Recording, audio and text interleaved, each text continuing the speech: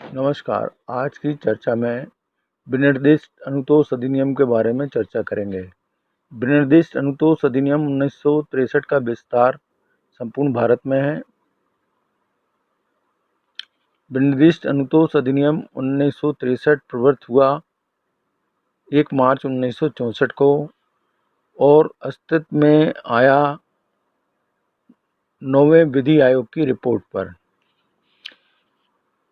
विधि द्वारा प्रवर्तनीय हर कर्तव्य बाध्यता के अंतर्गत आता है। विनिर्दिष्ट अनुतोष अधिनियम 1963 के तहत व्यवस्थापन को परिभाषित किया गया है धारा 2 में। व्यवस्थापन से अर्थ है कोई लिखित जिसके द्वारा जंगम संपत्ति के क्रमवर्ती हितों का गंतव्य अथवा न्यागमन का व्ययन किया जाता है। कोई लिखित जिसके द्वारा स्थावर संपत्ति के क्रमवर्ती हितों का गंतव्य या न्यागमन का व्ययन किया जाता है। अब कई बार प्रश्न किया जाता है न्यासी को किस धारा में परिभाषित किया गया है। न्यासी को धारा 2 में परिभाषित किया गया है। विनिर्दिष्ट अनुदोष अनुदत्त किया जा सकता है। तो यह विनिर्दिष्ट अनुतोष व्यक्तिगत सिविल अधिकारों के प्रवर्तन के लिए अनुदत्त किया जा सकता है। विनिर्दिष्ट अनुतोष प्रदान किया जा सकता है, तो इसका उत्तर है व्यक्तिगत सिविल अधिकारों के प्रवर्तन के लिए, ना कि दांडिक विधि के प्रवर्तन के लिए। आप समझते हैं विनिर्दिष्ट अनुतोष अधिनियम की किस धारा के तहत विनिर्दिष्ट अनुतोष स्थापर संपत्ति के पुनरुद्धरण अर्थात रिकवरिंग पोजीशन ऑफ प्रॉपर्टी का प्रावधान किया गया है। तो धारा 5 में इस बाबत प्रावधान किया गया है। जो व्यक्ति किसी विनिर्दिष्ट संपत्ति के कब्जे का हकदार है वह किस प्रकार से उसका कब्जा प्राप्त कर सकता है। तो इसका उत्तर है कि सिविल प्रक्रिया संहिता 1908 में जो रीति बताई गई हैं उस तरीके से वह कब्जा वापसी का कार्य कर सकता है। इसके बाद अचल संपत्ति के निष्कासन से पीड़ित व्यक्ति को न्यायालय में वाद संस्थित कर उसके आधिपत्य की पुनर्प्राप्ति का अधिकार दिया गया है। तो यह धारा 6 के अंतर्गत बताया गया है। स्थावर संपत्ति से बेकब्जा किए गए व्यक्ति द्वारा वाद सरकार के विरुद्ध नहीं लाया जा सकता है। इस संबंध में कई बार प्रश्न को किया जाता है। जैसे एक तरीका ये हम बता रहे हैं प्रश्न का कि विधि के सम्यक अनुक्रम से अन्यथा उसका संपत्ति के बिना स्थावर संपत्ति से बेकब्जा किए गए व्यक्ति द्वारा कोई बात संस्थापित नहीं किया जा सकेगा। इसमें कई उत्तर दिए रहते हैं। यदि वापस ऐसी संपत्ति पर अपना हक स्थापित करने के लिए और कब्जे की पुनः प्राप्ति के लिए संस्थापित किया गया हो या बेकब्जा किए जाने की तारीख से 3 मास के अवसान के पश्चात किया गया हो, और एक उत्तर दिया होता है सरकार के विरुद्ध। तो इसका सीधा उत्तर होता है सरकार के विरुद्ध। अब आगे देखते हैं स्थावर संपत्ति से बेकब्जा किए जाने वाले व्यक्ति द्वारा बेकब्जा किए जाने की तारीख से कितने समय पश्चात वाद नहीं लाया जाएगा,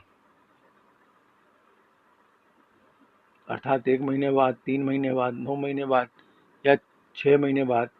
तो इसका उत्तर है 6 महीने अगर बीत जाएंगे तो वाद नहीं लाया जा सकेगा। अब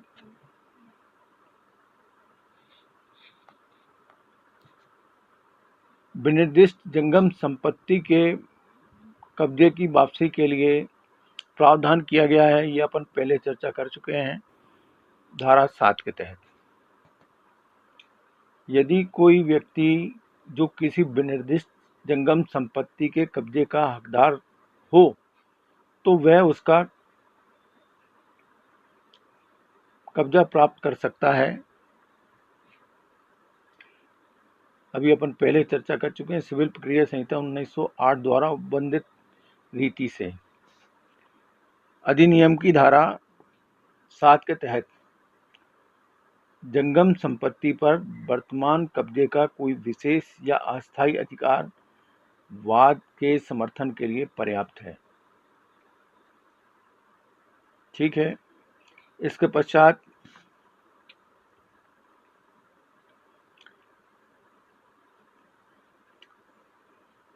धारा 8 के संबंध में देखते हैं कि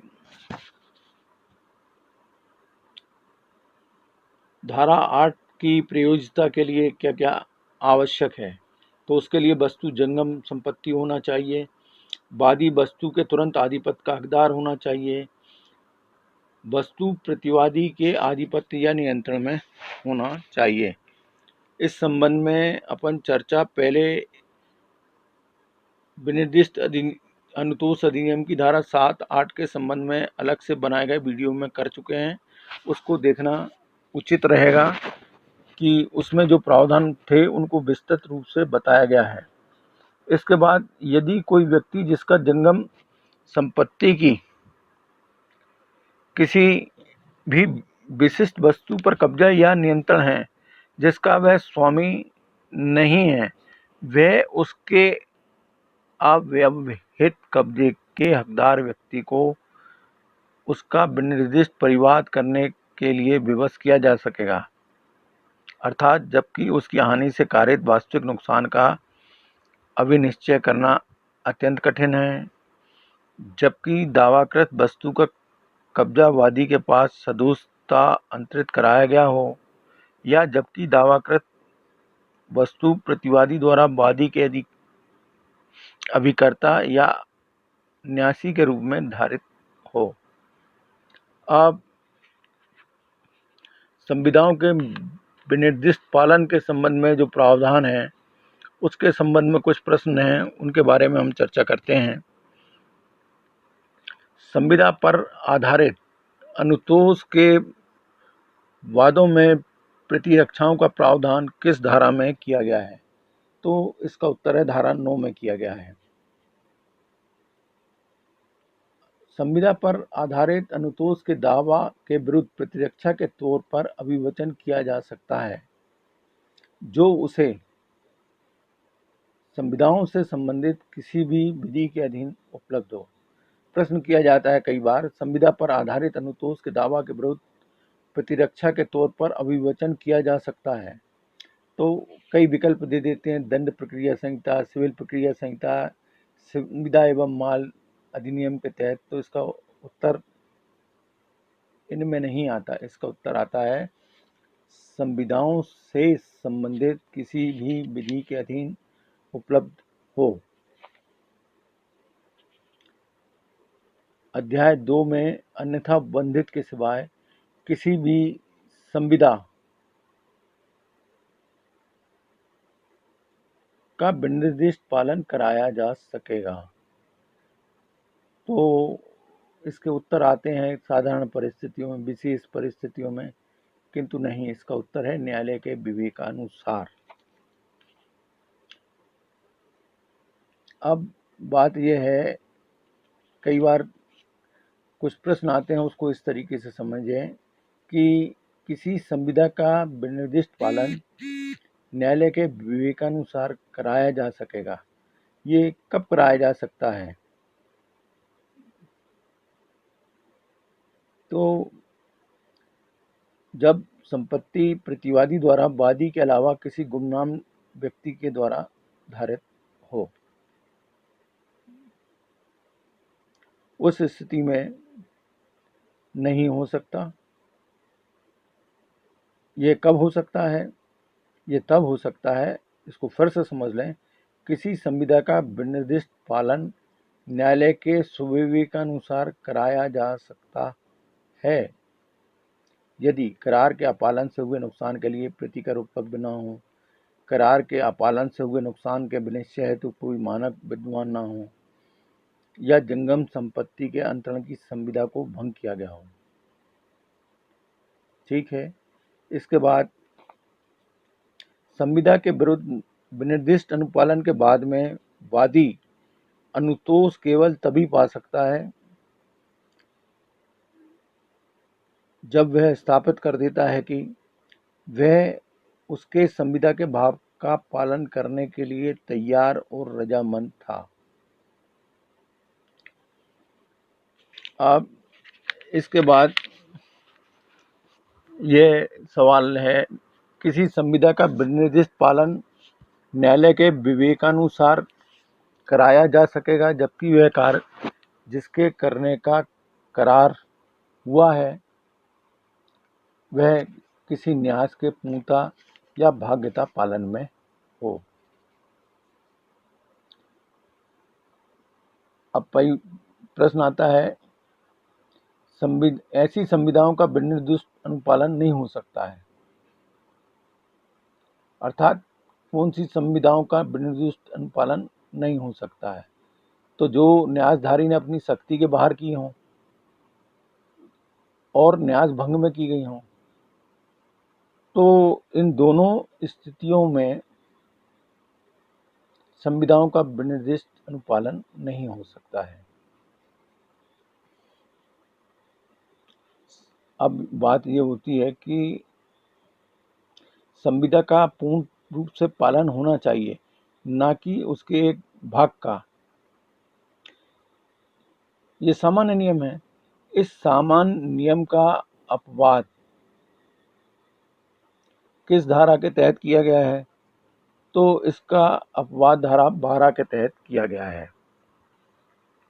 यदि वादी संविदा के अपने भाग का पालन करने के लिए सशक्त अर्थात शर्त के साथ तैयार होता है, तब ऐसा वाद खारिज कर दिया जाना चाहिए।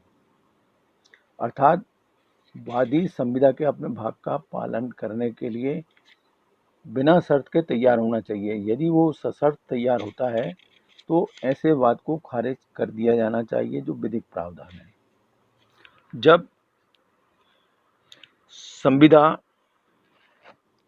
दो या दो से अधिक ऐसी स्वतंत्र, पृथक और विभिन्न संविदाओं से संगठित है जो स्वतःपूर्ण हो, उसमें एक प्रवर्तन योग्य हो, जिसका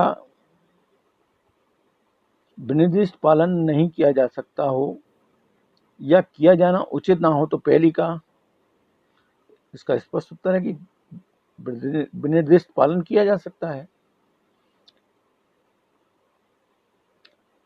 अब बात आती है विनिर्दिष्ट अनुतोष अधिनियम की किस धारा के तहत हक न रखने वाले या अपूर्ण हक रखने वाले के विरुद्ध क्रेता या पट्टेदार का प्रावधान किया गया है? तो धारा 13 में इस बाबत प्रावधान किया गया है।